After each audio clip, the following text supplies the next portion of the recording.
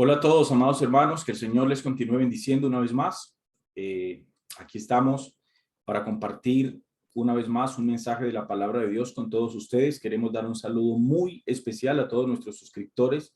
Bienvenidos a su canal Verdad y Libertad. Agradecemos, como siempre lo decimos de antemano, la suscripción que cada uno de ustedes muy amablemente se han hecho a este canal. Nos ayuda muchísimo para poder llegar con la verdad de la palabra de Dios a muchas otras personas. Si tú estás viendo este video y no te has suscrito, te invitamos que lo hagas.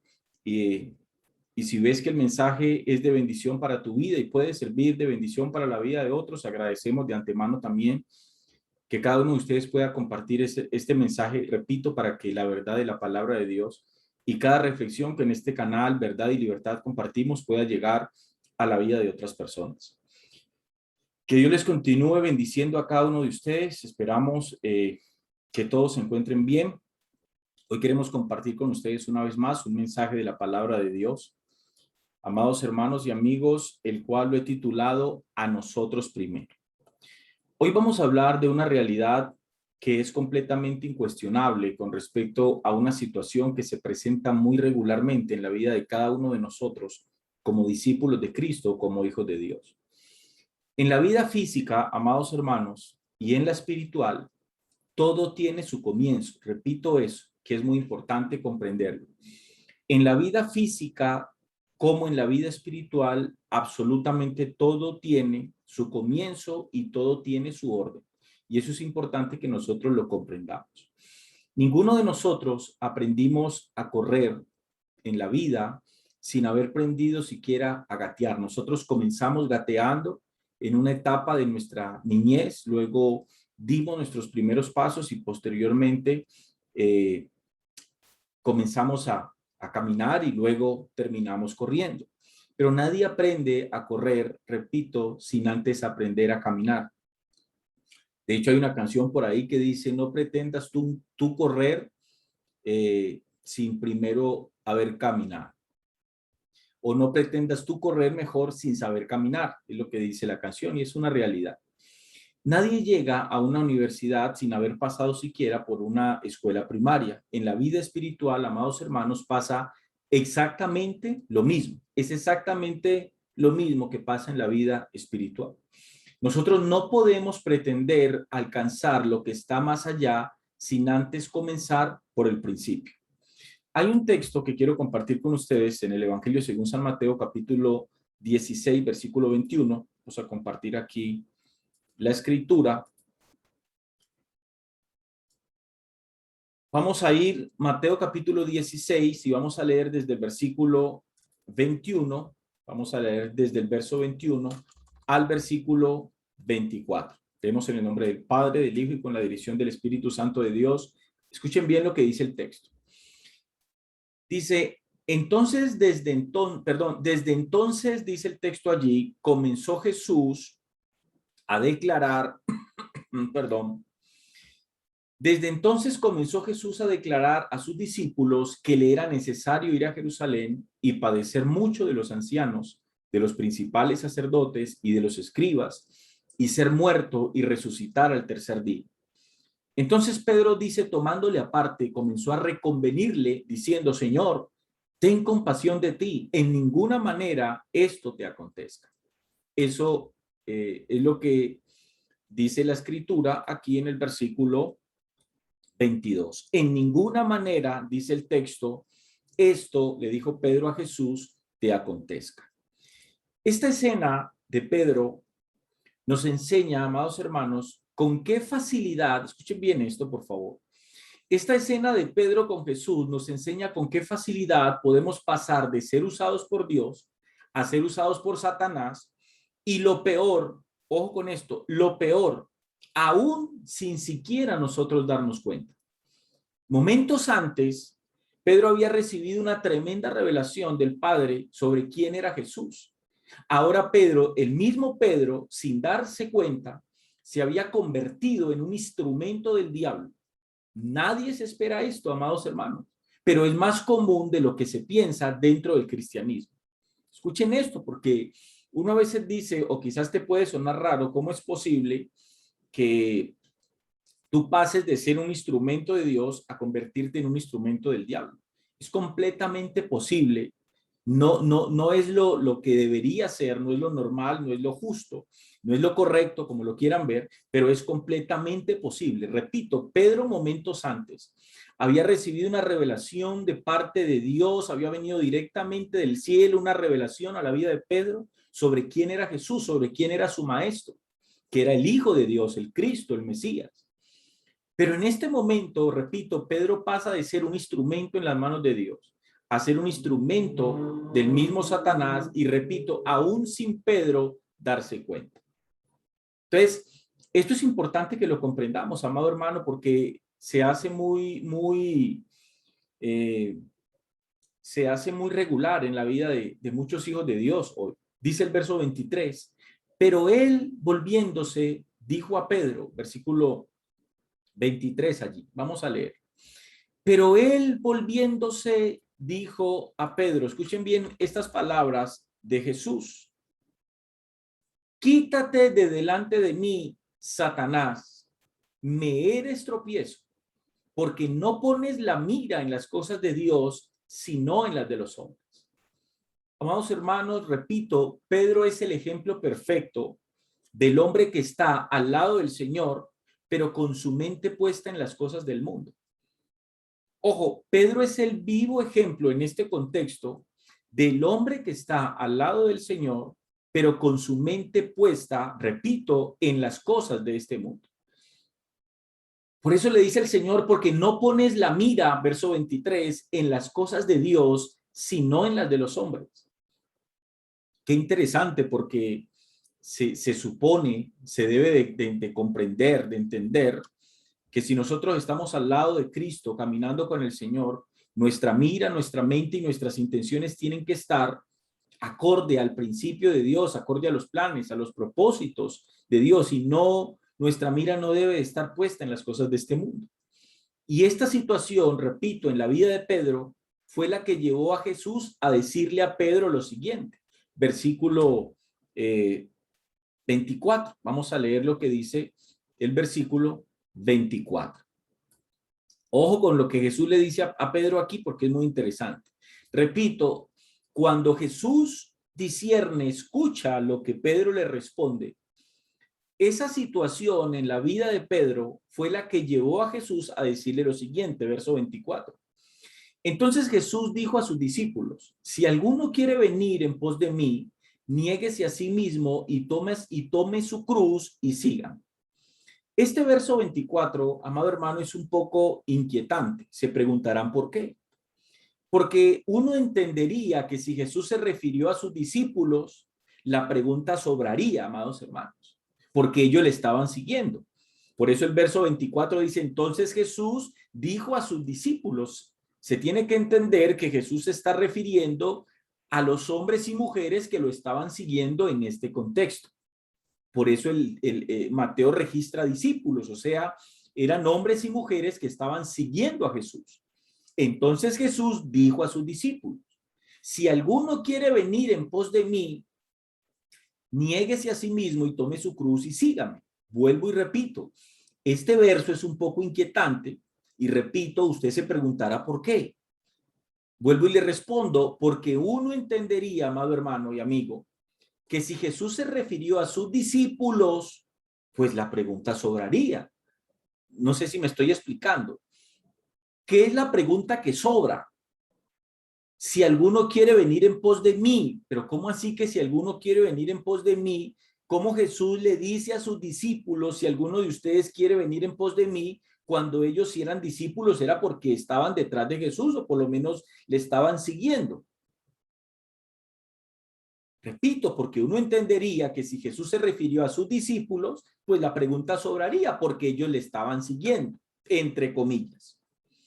Pero es aquí, amados hermanos, que jamás ninguno de nosotros podemos olvidar que al Señor no lo engaña absolutamente nadie. Ellos le seguían, pero no de manera genuina y correcta. Y aquí es donde nosotros tenemos que aprender algo del texto. Que yo puedo estar aparentemente siguiendo a Jesús, pero no necesariamente lo estoy siguiendo de manera genuina o de manera correcta. ¿En qué radicaba este seguir? En que ellos no se habían vencido a sí mismos. Ojo con esto, que es muy importante, amados hermanos. ¿En qué radicaba la manera, la forma como ellos estaban siguiendo a Jesús? Sí, lo estaban siguiendo. Como muchos hoy están siguiendo a Jesús en muchas congregaciones. El problema es que ellos lo estaban siguiendo a su manera. Ellos lo estaban siguiendo sin haberse vencido a ellos mismos. Espero me estén entendiendo lo que les estoy explicando aquí. ¿En qué radicaba la manera de cómo ellos estaban siguiendo a Jesús? En que ellos no se habían vencido a sí mismos y estaban caminando sin cruz. Ojo, dos cosas.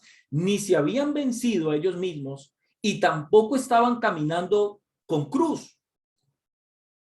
Ese caminar, amados hermanos, no es el caminar que el Señor espera de sus discípulos. Y de aquí es donde nace el título de este tema, a nosotros primero. ¿Por qué? Porque muchas veces pasa que queremos o pretendemos vencer el reino de las tinieblas cuando ni siquiera nos hemos vencido a nosotros primero. Pretendemos vencer a nuestro enemigo cuando ni siquiera nos hemos vencido, repito, a nosotros primero. Eso es vivir en contradicción a la escritura y al mandato de nuestro Señor Jesucristo. Es de esta manera, amados hermanos, como comienza la vida espiritual. Qué interesante porque, repito, en el reino de Dios todo tiene su orden y tanto en la vida física como en la vida material todo tiene su principio y todo tiene su comienzo. ¿Y cuál es el comienzo de la verdadera vida espiritual? Es de esta manera, como comienza la vida espiritual. ¿Cómo comienza? Para ser discípulos de Cristo. Lo primero que tiene que pasar en nuestras vidas es vencernos a nosotros mismos, a nosotros primero. Para que mi vida espiritual comience de manera correcta, de manera genuina, el comienzo, el principio es vencernos, repito, a nosotros mismos, que es el equivalente en lo que Jesús le dijo a sus discípulos, a niéguese a sí mismo. Cuando Jesús le dice a sus discípulos, niéguese cada uno a sí mismo, lo que les está diciendo en otras palabras es, vénzanse en ustedes primero. Hoy existe mucho hermanito haciendo guerra espiritual, creyendo que está venciendo demonios por ahí, cuando en su vida su propio yo lo gobierna. Eso le está pasando a muchos hermanos que andan por ahí decretando, echando fuera demonios de su casa, de su hogar, de su familia. Repito, cuando ni siquiera han logrado echar de sí mismos su yo interno. Cuando nosotros comprendemos esto, nos damos cuenta la importancia del orden entre la autonegación y la cruz. La una, amados hermanos, no se puede dar sin antes haberse dado la otra. ¿A qué me refiero? Que nadie que no se haya vencido a sí mismo primero no puede tomar la cruz simplemente porque no se ha logrado vencer a sí mismo. Para tomar la cruz, amados hermanos, que representa el sacrificio, que representa los sacrificios que cada uno de nosotros tenemos que hacer en nuestra vida espiritual, en nuestra vida cristiana, en nuestra vida como discípulos de Cristo, como ustedes la quieran ver. Nadie puede tomar la cruz, repito, que significan los sacrificios que hay que hacer en nuestra vida espiritual, sin antes ese hombre, esa mujer, haberse negado primero. Para poder tomar la cruz, según Cristo, se tiene que haber vivido el proceso de la autonegación. La situación, amados hermanos, es que muchos se saltaron el primer paso y pasaron al segundo. O sea, muchos viven llevando una cruz que no es la que Jesús dijo que tomara. Ellos mismos se hicieron su propia cruz, una muy cómoda. Unos llevan una cruz de cartón, otros llevan una cruz de icopor, otros llevan una cruz de papel, otros llevan una cruz de tela, pero la verdadera cruz es de madera y trae un peso y talla. Y esa cruz tiene un peso original, tiene una demanda, amados hermanos, completamente original. Quiero que vamos por favor al Evangelio según San Mateo, capítulo 26, versículo 36. Mateo, capítulo 26, vamos a leer desde el verso 36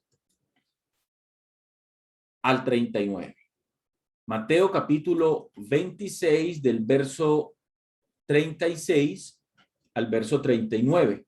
Dice el texto de la siguiente manera. Preste mucha atención aquí. Entonces llegó Jesús con ellos a un lugar que se llamaba Getsemaní y dijo a sus discípulos: sentaos aquí, entre tanto que voy allí y oro. Y tomando a Pedro y a los dos hijos de Zebedeo, dice el texto, comenzó a entristecerse y a angustiarse en gran manera. Entonces Jesús les dijo: mi alma está muy triste hasta la muerte. Quedaos aquí y velad conmigo. Yendo un poco adelante, se postró sobre su rostro, orando y diciendo: Padre mío, si es posible, pase de mí esta copa, pero no sea como yo quiero, sino como tú. Ahora miremos cómo lo registra el Evangelio según San Marcos, capítulo 14, versículo 32.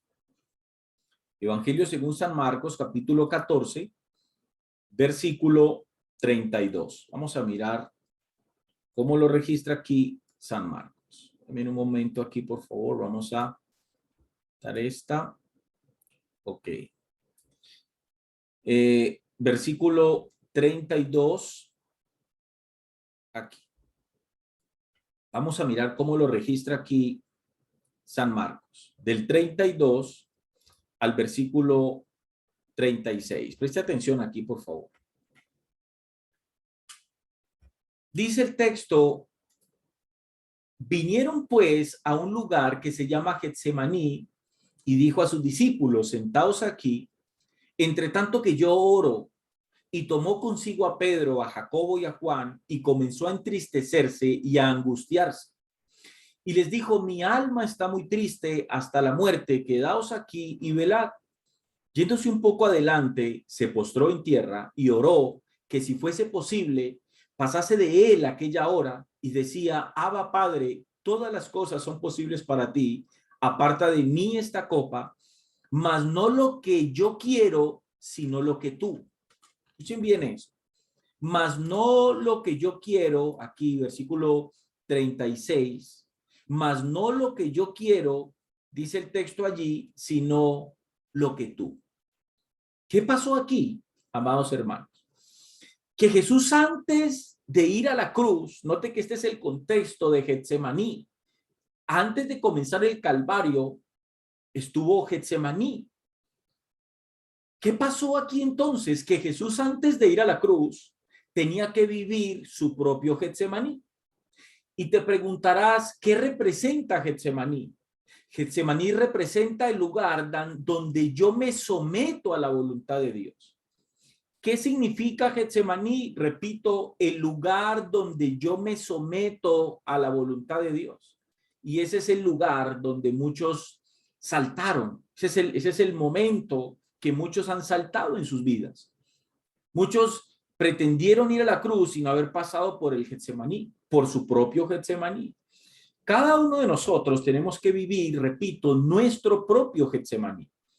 ¿Y qué significa el Getsemaní? ¿A qué me refiero? A afrontar, a confrontar ese momento donde nosotros tenemos que someternos, a alinear nuestra vida a la voluntad de Dios, a hacer las cosas conforme a la voluntad de Dios y no conforme a la nuestra. Getsemaní, amados hermanos, es el lugar donde yo logro negarme a mí mismo. Fue en Getsemaní donde todo el pecado del mundo fue puesto sobre un hombre justo, Jesús. Ahora, ¿en qué radicaba la angustia de Jesús? Ojo, en que su naturaleza santa se rebelaba en contra de la perspectiva de ser hecho pecado. Te preguntarás, ¿en qué radicaba la angustia de Jesús? Jesús era 100% hombre y 100% Dios. En Jesús había las dos naturalezas.